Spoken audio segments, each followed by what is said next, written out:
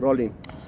बिस्मिल्लाहिर्रहमानिर्रहीम। अस्सलाम वालेकुम नाज़रीन, इस वक्त हुंज़ा में मैं मौजूद हूँ और जो कोई आपने देखा था कि मौसम के हवाले से हमने आपसे शेयर किया था कि मौसम जो है वो सैटरडे संडे जो है वो गिलगित में बर्फ़बारी और बारिश भी हो सकती है।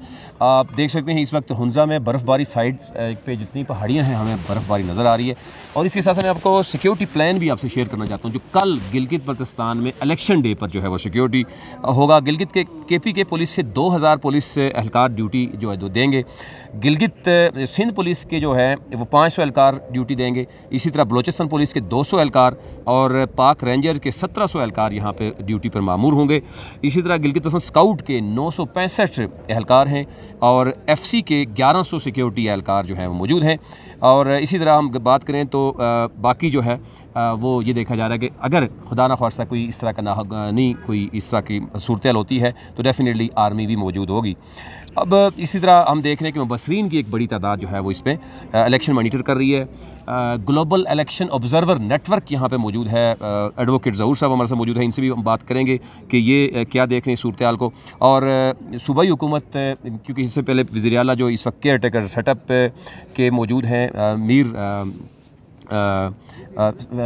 साहब उनका नाम है, और वो ये समझ रहे हैं कि शायद हमें आर्मी की ज़रूरत नहीं पड़ेगी अभी तक जो सूरत हाल है। अच्छा ज़रूर साहब, ये सूरत हाल है कि हमें एक तो नज़र आ रहा है कि यहाँ पे बारिश का मौसम भी है, बर्फ़बारी ऑलरेडी हो चुकी है और अभी बताया जा रहा था बाबू से टॉप पे भी हो चुकी है।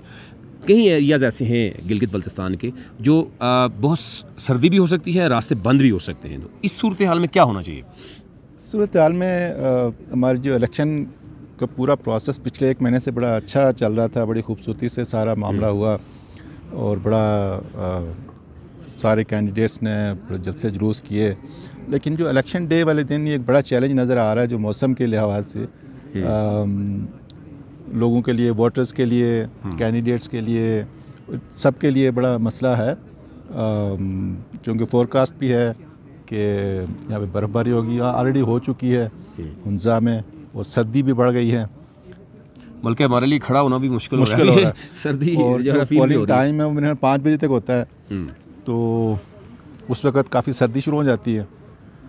बहरहाल ये अब सारा कुछ है और हमारे ऑब्ज़र्वर भी हैं, सारे एरिया में काम कर रहे हैं, तो वो इस चीज़ को ऑब्ज़र्व कर रहे हैं कि क्या। जी नाज़रीन, ये अब की जो लेटेस्ट सूरत हाल थी वो आपसे शेयर करनी थी। कल गिलगित बल्तिस्तान का इलेक्शन है जिसमें ना सिर्फ पड़ोसी मुल्कों की बल्कि इंटरनेशनल लेवल पे हम देख रहे हैं तो गिलगित बल्तिस्तान के इलेक्शन को इस दफ़ा ऑब्ज़र्व किया जा रहा है और इलेक्शन के बाद बहुत बड़े बड़े फैसले भी होने जा रहे हैं।